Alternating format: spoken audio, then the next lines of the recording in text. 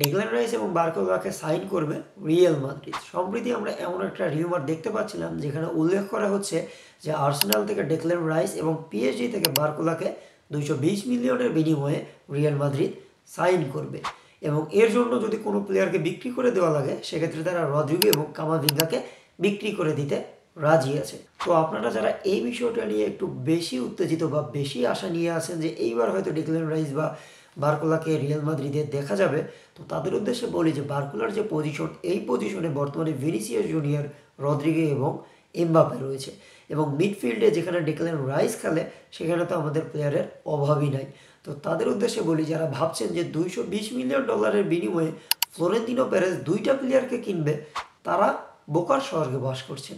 কারণ Florentino Perez অন্ততপক্ষে বেঁচে থাকতে $220 মিলিয়ন খরচ করে মাত্র দুইজন প্লেয়ারকে কিনবে না, সে ইজিলি কোনো একটা প্লেয়ারকে সাইন করাবে যে মূলত ফ্রি সাইনিং হিসেবে ক্লাব ছাড়ছে।